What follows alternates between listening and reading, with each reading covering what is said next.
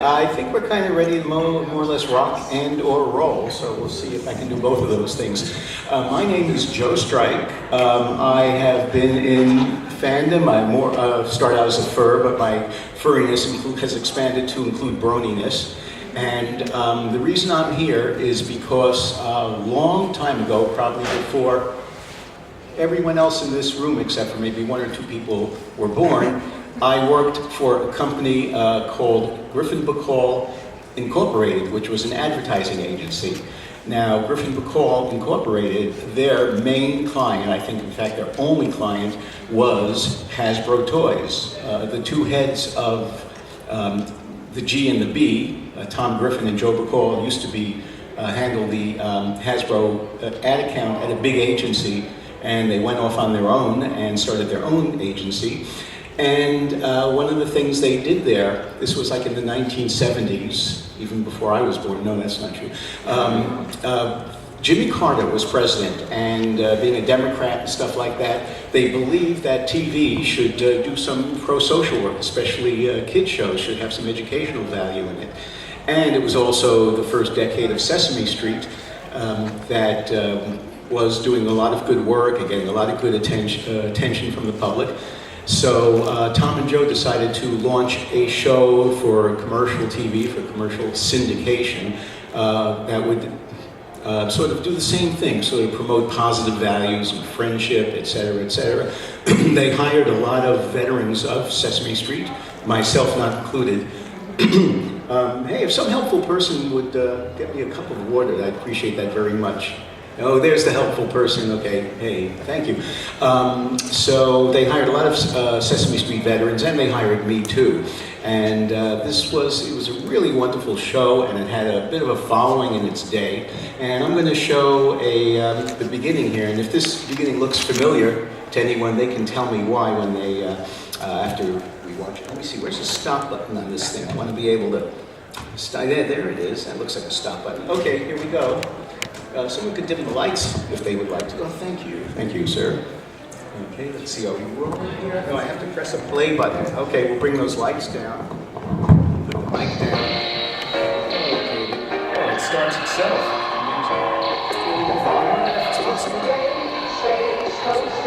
Get on board on the great space coaster. We'll explore a covered ride and a fantasy. Watch out for that skeleton. Make sure you make the right turn. Ride fast and free. With new friends and new things to see. We'll spin you through the galaxy on the great space coaster. Oh, on the great space coaster, off we go. Get on board, step inside, soaring for a magic ride. Roaring toward the other side, where only rainbows hide. On the great space coaster. On the great space coaster. On the great space coaster. On the great space coaster. Off we go. So what interested in Rich Jack? So here's our gang. No, I Danny was played by Chris Gifford, a guy who went on to create Dora the Explorer, and is now probably worth more than the whole company put this show together. Fastest flying in John F. Kennedy High School in New York for the summer games. I'm a volunteer, and there are thousands of Special Olympians from all across New York State, and 2,000 volunteers are going to be there. Hey, I've heard about that. They have swimming Thanks, events, friend. gymnastics, track and field. Softball and bowling? Sure. Broad jump, 50-meter dash, wheelchair events. What kind of Olympics is this anyway? It's just like the regular Olympics, only all the participants are On the furry guy, that's Gorilla, voiced by a famous puppeteer named Kevin Clash, who's now an infamous puppeteer who was accused of all sorts of naughty things with underage boys. And he went on to recycle that voice in Sesame Street as Hoots the Owl. So if this sounds familiar, that's why. Why don't you guys come along and volunteer to be huggers? Yeah, on the cheering section. What do we have to do? Well, Okay, thank you. Thank you very much for that. The lights on again, please. Well, I can work in the dark. I know this by heart. Okay, let's see now. So, There we go. Okay. Now, also, we didn't get to Gary Gnu, but he did on the show, he played a no-Gnu's caster.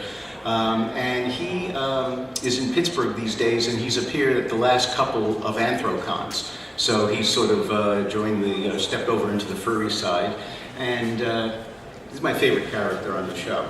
So we had the animation in the front there, which was done by a sort of a one-guy animation studio. Oh, by the way, does anybody recognize where that animation was repurposed? Any hands in the audience? Anybody? Oh God, don't tell me no one knows. Come on, you guys, someone in this room must watch Family Guy. Nobody? Okay. All right, there we go. Did you see the episode where, they always go, oh, this is worse than the time, blah, blah, blah. This is worse than the time, and they go into the opening, a recreation of the opening animation. They're very good on that. And they fly around, they use the theme song, and then there's 3 weeks later, and now Peter's got a beard and stuff. We got lost at the fish skeleton. If one of the kids, well, if you don't pipe down, I'm gonna blah. So they do a lot of 80s nostalgia on Family Guy, and none of you guys probably get the gag. But anyway, now this show went on, premiered in 1980, and a guy named Ronald Reagan was president, had a bit of a different attitude from Jimmy Carter. And the attitude was, well, let business do whatever it does. The TV is just another appliance. It's just like a toaster, and we get pictures on it. So all of a sudden, stations didn't have to put on pro-social shows. They could put on things that would make them the most money, get the kids to watch, most kids to watch. So they put Great Space Coaster to sleep, even though it was very popular in its day. And they went on to do different kind of shows. They went on to do shows based on Hasbro toys. And the first couple of shows were G.I. Joe, Transformers, and something called My Little Pony, which they... well, that's cool, but back in that day, the My Little Pony G1, it was icky, sicky, sweet, and, for the little girls to brush the manes and the tails, and I'm just... And in fact, the really sad thing was I was really early on happy, I'm working on something that really says something positive, something that kids can enjoy. I'm not working on one of those damn shows that just sells toys. And boing, all of a sudden, 1985, I'm working on damn shows that sell toys. But, so one thing they were saying, oh no, these are not extended toy commercials, these are just entertainment's sake. And if you believe that, I've got some G1 ponies still in their blister pack, unopened, that I'd be glad to sell you, just don't... That little is spelled L-I-T-E-L, just don't pay attention to that part, or made in Yugoslavia. So, believe me, they're genuine. Okay, so anyway, there weren't feature-length commercials, even though I walked into the production head's office one day, and she wasn't in, but she had a chart on her desk. And down the side of the chart were all the G.I. Joe episodes numbered. Across the top of the chart were all the G.I. Joe vehicles they sold. So this was to make sure all the vehicles got equal play, got on the screen, and enough for the kids. I want that one. I noticed in season 2 of The Current Pony, they added the train going by in the opening animation. So there's still a bit of that going on, And Lauren, we want the train in the opening, reanimate the opening. But, I can't make fun of Lauren, I'm sorry. Okay, so and these shows were barter, this may be a little too technical, but they were given to the stations for free with a couple of Hasbro commercials, a couple of Kellogg's commercials built in. Those were the 2 supporting sponsors. The TV station got it for free, and they were able to sell the rest of the ad time and pocket that money, so it was a win-win for everybody, except the kids. It depends. A lot of people remember those shows fondly. But that whole situation, the whole setup died when cable TV came along, and all of a sudden you had channels devoted to kids programming cartoons 24 hours a day, and networks no longer needed to program Saturday morning, the local stations no longer needed to program cartoons for the kids after school, so that whole world is gone, but while it lasted, it really worked out well for everybody.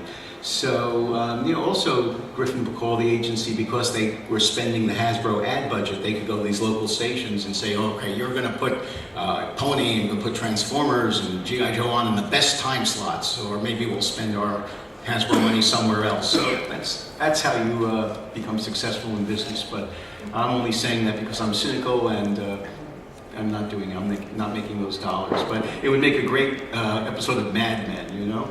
So okay, so you know, and they back in those days.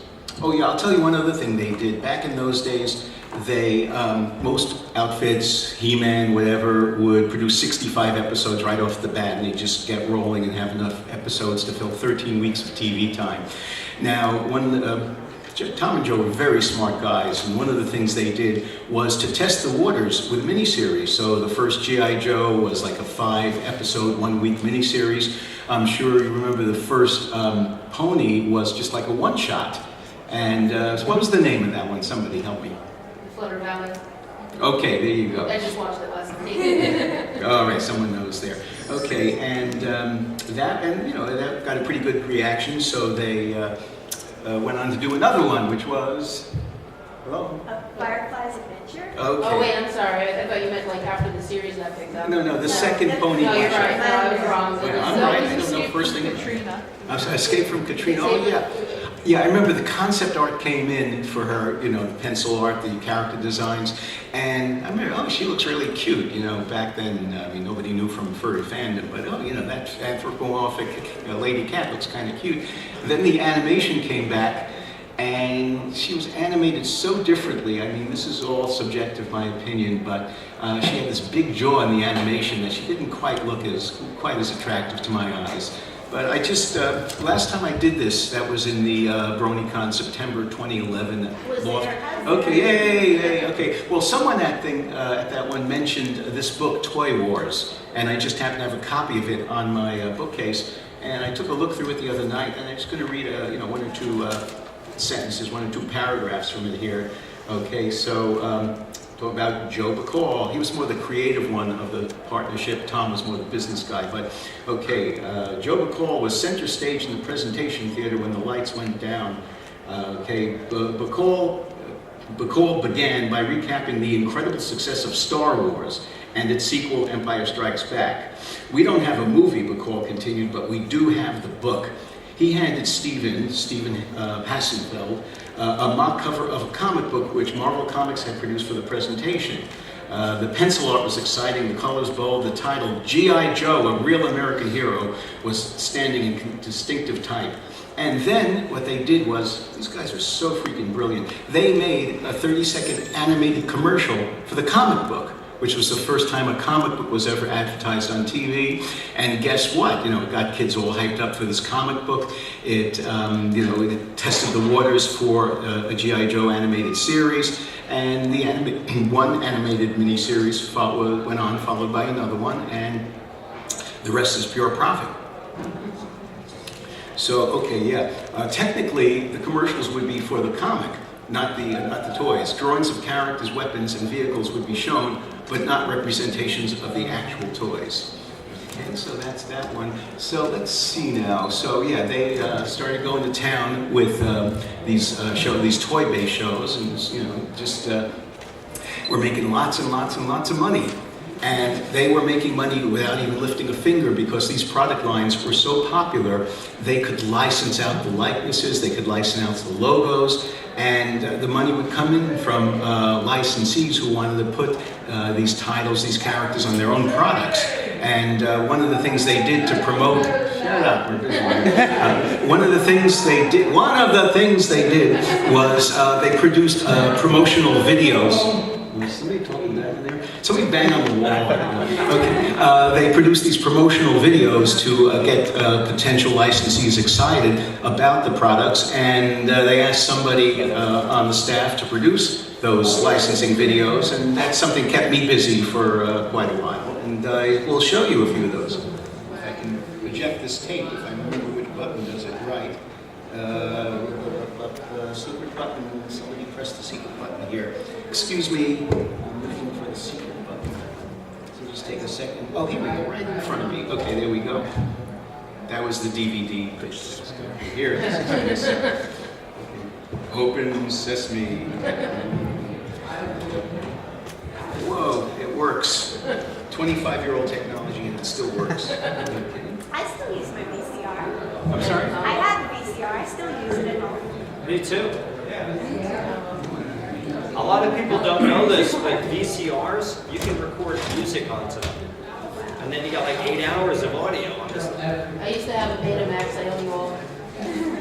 Okay, well now what I'm going to show you first is not one of the licensing videos. It's a promotional video for the first Pony special. They sent out to the stations to get them excited, get the audience excited about this cartoon special that was coming up. And the lights again, there we go, hey, people are on the ball. More than I am. Okay, let's see. Click in here. Oh wait, there's a play button I need to press. I don't need to press. Here we go. Somewhere there's a little piece of rainbow. I saved it for a rainy day. It's either underneath the rug or in the cupboard. Ugh, well, but have no fear, I'll find it right away. They'll be dancing, dancing, dancing all day.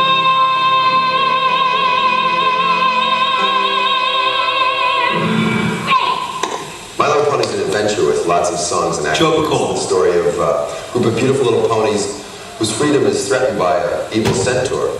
But with the help of a young teenage girl and a magical wizard, they're able to, after a lot of twists and turns, restore peace and rainbows to their land. Sandy Duncan has got a voice that always makes me smile, and she's delightful. She plays the heroic little pony Firefly. Firefly is the sort of spunky, heroic one of the flying horses. I guess I'm going to fly the rest of my life. I've had a lot of flying experiences. Peter Pan is the first time I've ever flown as a horse. But I think it's fun because she's the one that's the adventurer. She goes out and finds somebody to come back and save all the ponies. There's a bit of Peter Pan in Firefly, I think. Tony Randall plays the Moochie, a marvelous magical wizard, and he brings to the role all his own unique humor and special voice, and plays it to it like no one else could. This is pointy ears. Piece of rainbow. I ran across it just last week. It might be in the flower pot. My goodness gracious, no, it's not. That piece of rainbow's playing hide and seek. I'm sorry, but it seems. I'm sorry, but it seems we're up the creek. Good. So yeah, okay, I'm going to stop this thing if I remember which button to hit. Okay, so that's the kind of thing they send out. You see,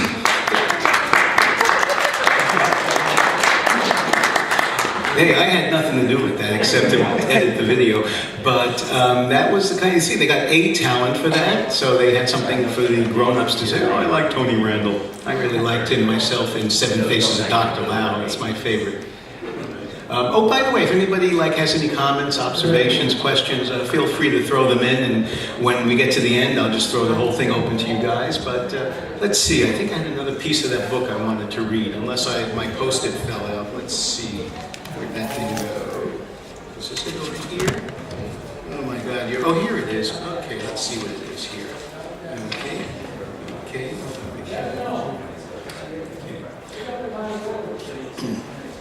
Okay. Joe alone might have set, Joe Bacall, G.I. Joe, might have set the stage for Stephen Hasselfeld's greatest triumph, but Hasbro seemed to have happened into a wondrous gestalt, I love that word, as Hasbro would call it.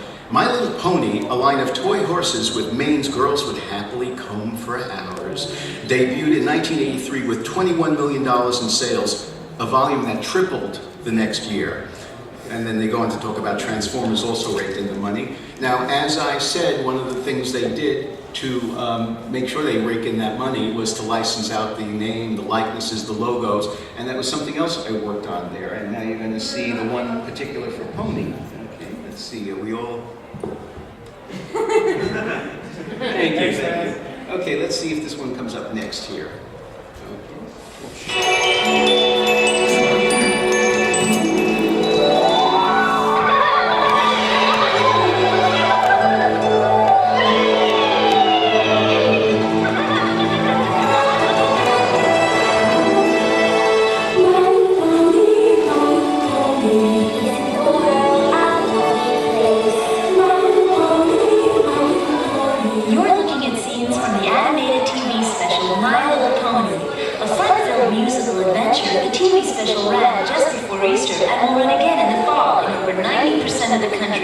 And it stars Tony Randall and Sandy Duncan.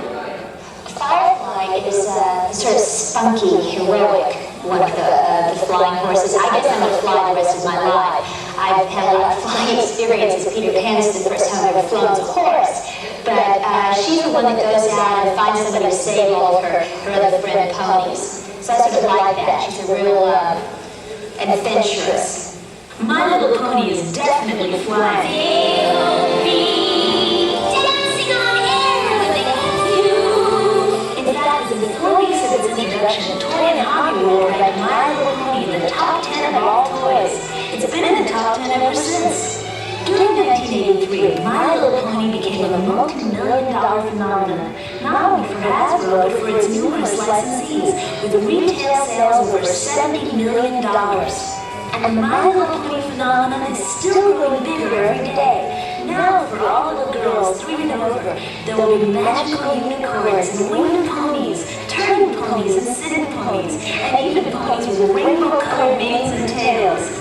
Hasbro is also making ponyware to dress up My Little Pony, and sea ponies to make taking a bath lots of fun. And to add to last year's playsets, the My Little Pony pre-party show stable, there'll be the My Little Pony Waterfall and the My Little Pony Dream Castle.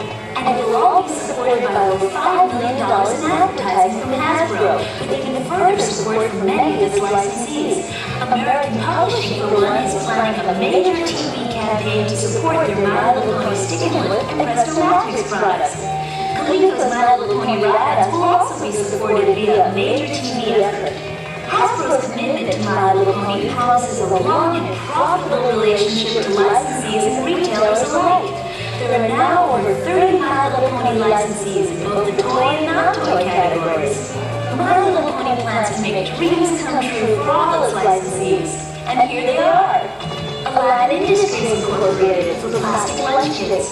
American Publishing Corporation makes stick and lift, Presto Magics, jigsaw, and sliding puzzles. My Little Pony. ARC for combs, brushes, Oh, keep and going. nails. Aviva Enterprises Incorporated makes school supplies, jewelry, and hairwear. Aviva Hasbro Incorporated for plush toys. My Little Pony, the search for more money. Halloween costumes. Pioneer Corporation makes 3D moving action buttons. Coleco Industries Incorporated for ride-on toys, inflatables, and backyard playsets. Color forms for shrinky dinks and holographic stickers. Creative Designs International Incorporated for umbrellas with tote bags. Durham Industries Incorporated makes cassette players, watches, radios, toy telephones, etc. Aero Industries Incorporated makes sleeping bags, tents, slumber beds. Gibson Greeting Cards Incorporated for greeting cards. HG Toys makes dress-up sets, toothbrushes, and tea sets. IJE Kid Stuff Records makes book and cassette tape sets. Imaginings 3 produces stickers and sticker books, tote bags, pocketbooks, and knit hats. JRI Incorporated for stained glass kits. Michelin Products Incorporated for metal trays and bookcases. The Orion Company for pram suits and blanket sleepers. Pepperwood International Corporation makes stamps, rubber stamps. Pilgrim Sportswear Incorporated for children's clothing. Random House for children's books. Rosart Industries Incorporated for clay molding sets for usable clay. Spring Mills for sheets, towels, and other domestics. Sunbow Productions Incorporated produces animated television programs. Tara Toy Corporation makes children's luggage. Unique Industries makes paper party tableware, party favors, and lunch bags. Wallace Berry for plush and gift distribution only.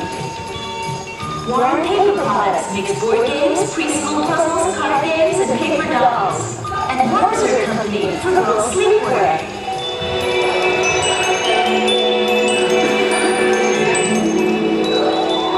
Team up with Hasbro. Join in the My Little Pony success story. There is gold at the end of our rainbow. Fantasia is calling. They want their rainbow back.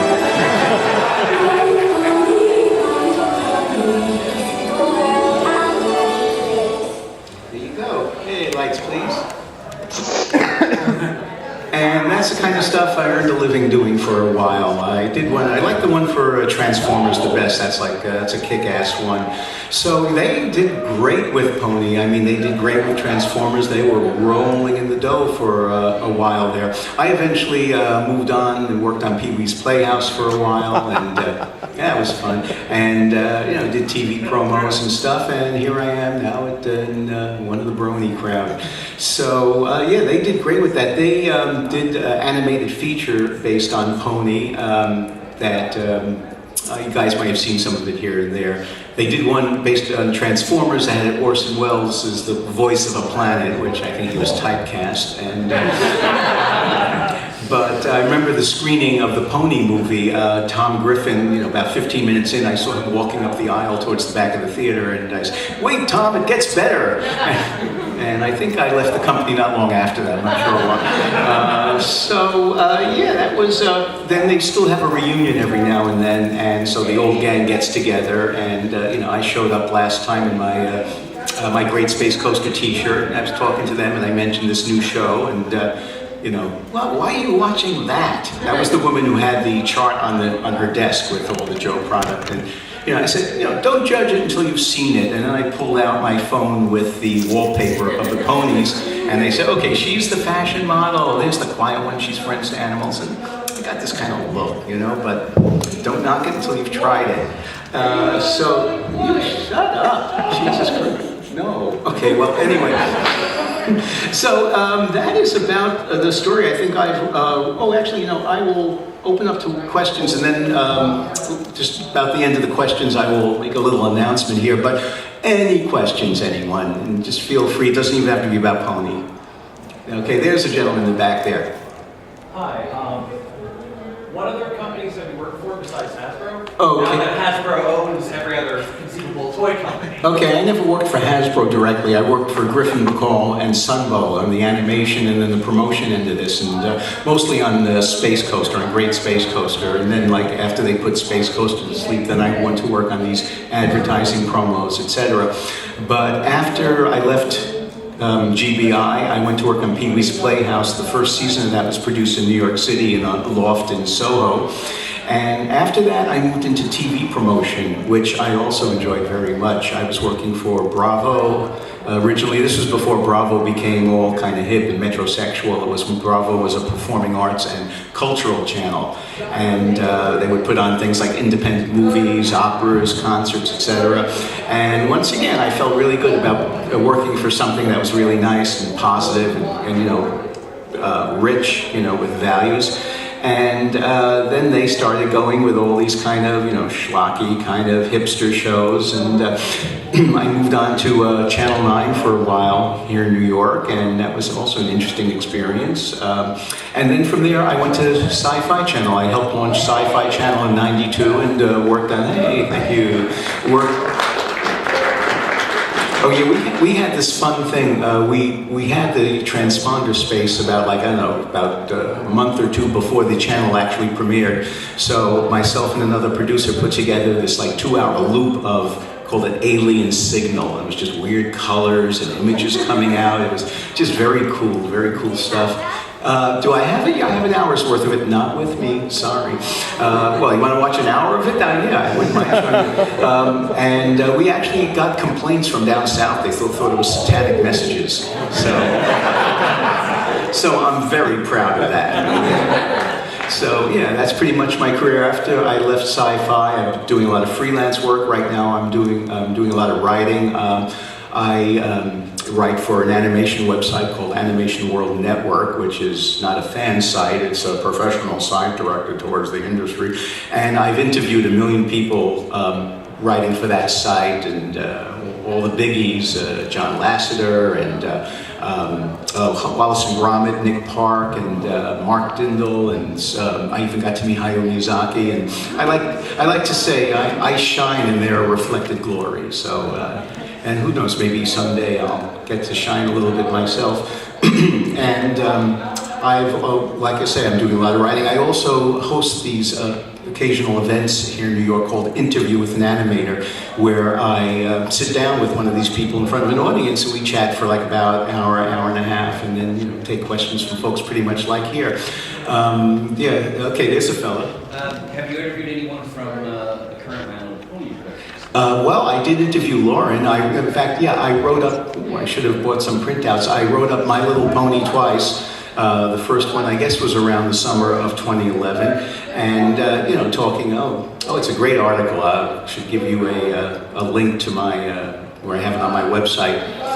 Should have thought about bringing that, but I talked up the show. I was very enthusiastic about how it surprised a lot of people, and then I explained why. Why the show is good, why it was creative animation. I interviewed Lauren, had a couple of quotes from her. I interviewed Jason, had a few quotes from him. I referred to, the fandom, how the fandom is doing such creative work, like we've been seeing here yesterday and today. And I referred to the Hub video, Equestria Girls, as a shout out to the Bronies. In fact, they even mentioned Bronies in that promo, if you remember it. And so I said, I ended. In other words, rock on Bronies. They got more responses to that article than I think they'd ever got anything else in their lives, And they go, oh, gee, how did they get so? They asked me, well, I don't know. And I told Equestria Daily about it, so they liked that very much. And then I wrote up last summer's BronyCon, and I got to speak to Lauren a little bit there, on the signature line. I pretended I had one of those things to get a signature, and we chatted. I asked her about the two things that fascinate me the most about her mythology, which I believe she invented for the series, which was the ponies, their cutie mark magically appearing when they realize their role in life. And the other thing I was really fascinated by was the idea that they control the elements themselves. And I forget what she said about the cutie marks, but she said the idea of them controlling the weather was inspired by some art. I don't know where the art was, where it was from, of one of the ponies, one of the Pegasi, pushing a cloud along the sky, and that gave her the idea that they would actually control the elements in their world. So I'd very much love to do a longer piece for one of the more mainstream outlets about the show and the fandom, but I've pitched that to a few people. No takers so far. So, and that's what I've done with in terms of directly with Pony, in terms of promoting the cause. So there's another person. Oh my God, they're warming up. I saw you first. Okay, I find these promotion reels for selling the show and selling the licenses really interesting. Have you ever considered having those digitized? I always sort of kept them under wraps because these were, not meant for public consumption. But with the cameras in here, I have a feeling they're going to show up on YouTube. And Tom and Joe are retired, and I don't think Hasbro would mind too much. They probably enjoy. It's so old that doesn't really matter. Yeah, at some point I may do that. I've been trying to digitize a lot of my videos, a lot of my VHSs for a long time. I've just had bad luck getting the VHS deck to talk to the DVD, but maybe this is where I should get one of these things here.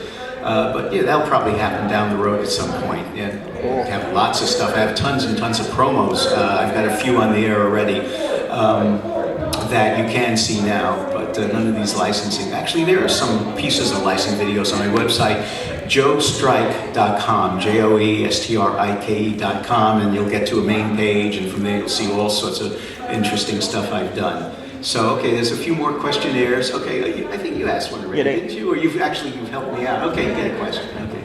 All right, so we did this panel back in BronyCon September. I brought up there's this lost pony special that nobody knows what happened to it. So my boyfriend's here, he's looking at Hotspot.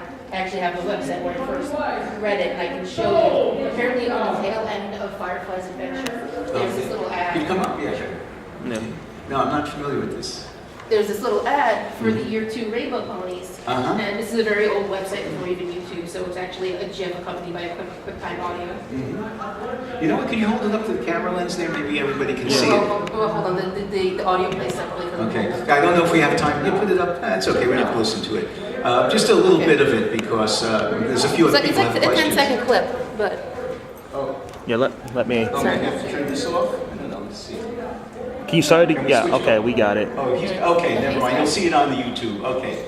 Well, that's, I have no idea. This is the first I've heard of that special. One more. Okay. So, Okay, one or two other questions. I think we still have a bunch of time here. Okay, and this cameraman, I'm going to ask him. Okay. We'll go to the back of the room like they did yesterday. Okay. Okay, this question might be a little bit more complex, so please bear with me. I know you've done more of the actual business side of the animation series, and with My Little Pony Season 3 ending being what it is, and causing that controversy about toy selling, what do you think the balance should be? I mean, what do you think the balance should be towards business and creation? Like, what should be the balance in these animated series with toy sales versus towards having an actual great story and product and world? Well, I think I agree with you if I heard you correctly. I mean, one of the things I love about the current Pony series is that they're using the product to sell. They're using the product to tell stories that really very rich in characters, very rich in animation and humor.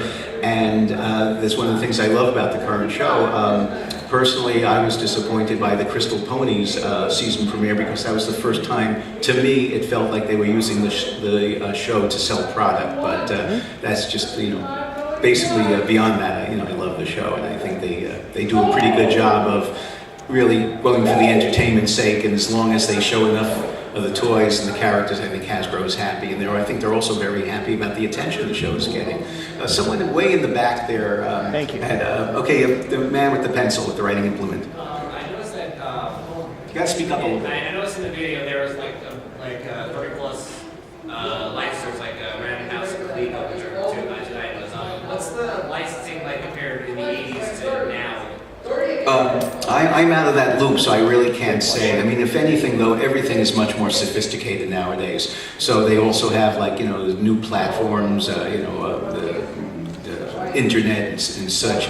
But I know there's a lot of trade magazines, Toy and Hobby World, et cetera, that probably keep on top of those kind of trends. I'd recommend searching one of those out. Next is the beret, the man in the jaunty beret.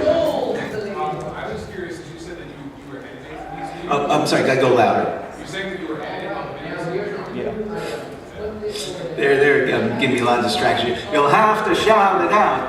Are you the one who was editing all the videos and is that what you had them? Did I edit them? Is that what you're asking? Well, I supervised an actual, what they call an online editor. They did not have hands-on stuff back then. Nowadays, I'd probably be working non-linear on the desktop editing system, but no, this was in a full-fledged editing suite. They had a system then.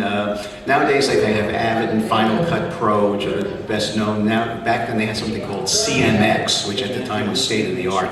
And you had a keyboard with all different colored keys. And if you hit the space bar if you had to stop it, and they all had little codes on them, and you could get a replacement for the space bar on that. Instead of saying all stop, it said oh shit.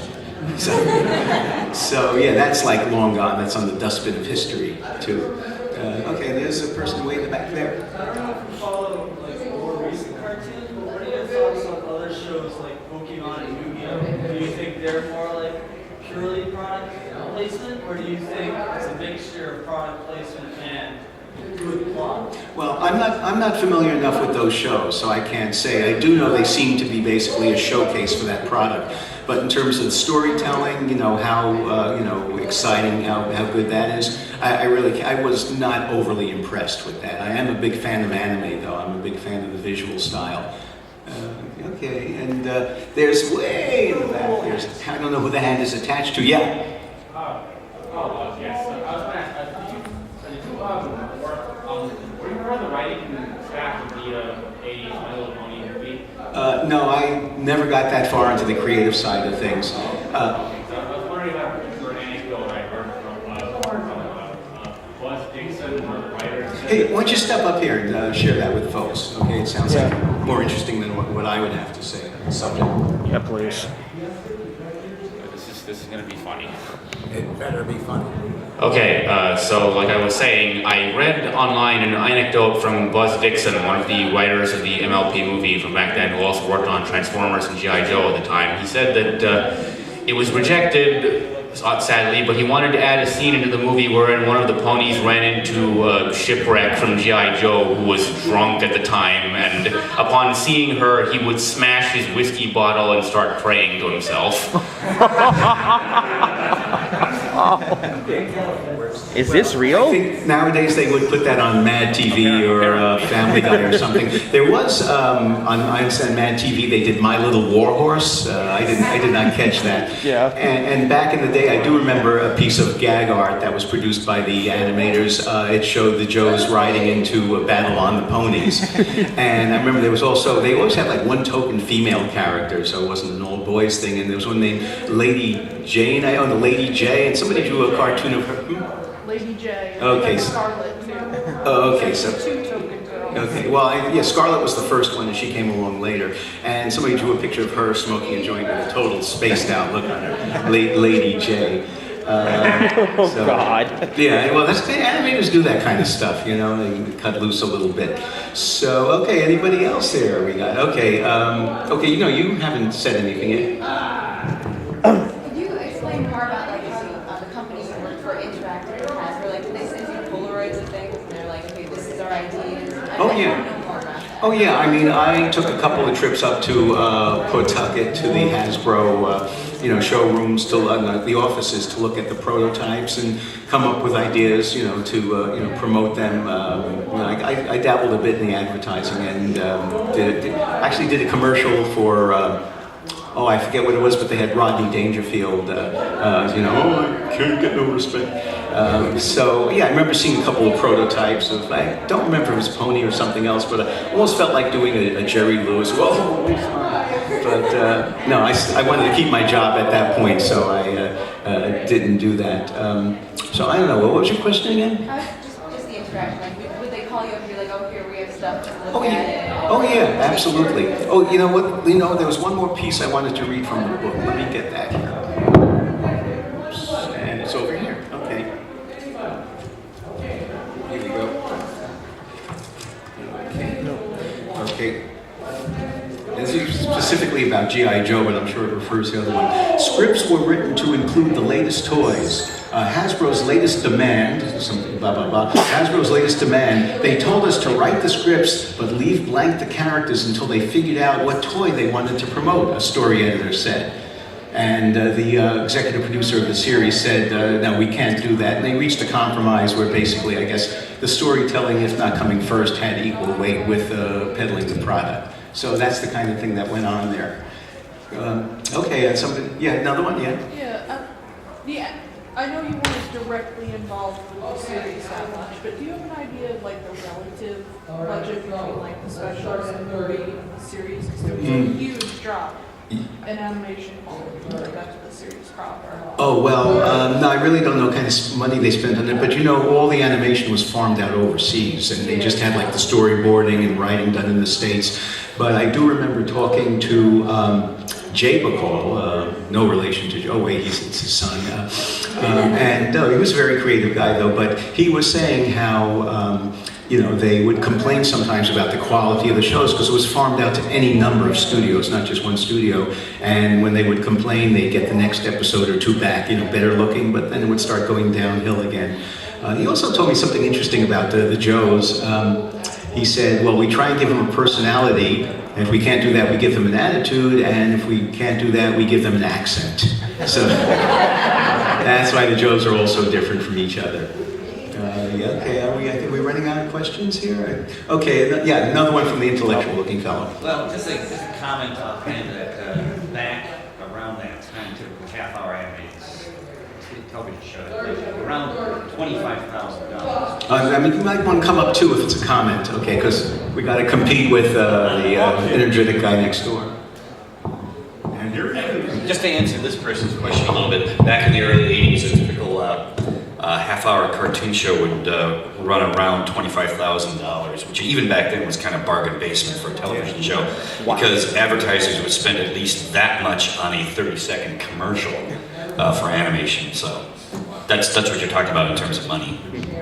I will mention that the Griffin Bacall Agency was the first agency to incorporate animation into their commercials, which had not been done before. I don't think it was legal up until the time, Reagan took over the FCC, Reagan's people ran the FCC, and then they could put in these animated elements as sort of a fantasy setup to the product pitch in the commercial. Okay, Okay. Well, if if there's no other question, I just want to make a little plug for something I'm working on now. And I didn't mention before that I actually have written some animation that actually got on air. I wrote a script. Anybody was young enough to watch Wow Wow Wubbzy in the last? Okay, well, you heard about it though. Okay, I wrote a script for that called Wubbzy the Star, and it was really nice to see my name on the screen, even though they spelled it wrong. They spelled it with the typo from my birth certificate and not the one I like to use when I do stuff for people in general. So that was a lot of fun. It was really fun seeing that come to life. But talking about writing things, I have written a book that's supposed to be a kid's book for like middle grade kind of kids, sort of the Harry Potter audience. And I actually was originally based on a idea for a kid's Saturday morning TV show. And when no one was interested, and because I have worked in the business, I had a little entree to a lot of people, I was able to pitch it to fairly people up the food chain, and no one was interested. So I decided to write it as a novel and sort of get, get a foot in the door. People read the novel, maybe something will happen. And no one was interested in the novel either, the tumbleweeds and the crickets, So I sort of put it in the file cabinet for a while. Then in the last year or two, self-publishing, ebooks come along, and basically you can do it yourself for not a huge amount of money. So I am talking about a huge amount of money. I'm putting together a Kickstarter campaign that will probably go on the site next month at some point. And if people are interested, I have a sign-up sheet here. I can keep everyone informed because I'd love for everyone in the room to contribute a few $100s, which will help get the thing off the ground. But if you contribute enough money, you'll get a T-shirt. Okay? Keep calm and carrot on. I'm surprised no one else thought of that yet. And the name of the show, here we go. The name of the show is The Incredible Hair. So that should give you an idea about it right off the bat. Okay? Although I'm stealing some Jack Kirby art here. Don't tell his estate. Okay? And this is a rough sketch, very rough sketch. You probably can't even see it. It's just a pen sketch. Harold beat Harry. It's like looking into a mirror. So that should pretty much give you an idea of what the book is about. God willing, there'll be a show someday in the future, but the book will be, I'm hoping to get it in print or in ebook form by the fall. So take a look for it on Kickstarter, or what I'll probably do is put a notice about it on the front of my joestrike.com website. But if you'd like to find out directly about it, I just happen to made up a mailing list here. People put their email addresses on, and it's right up here up front. And I think I'm about covered, unless anybody has a few last words. I'm about covered the bases there. Okay, well listen, thank you all for coming. I really appreciate it. Had a good time.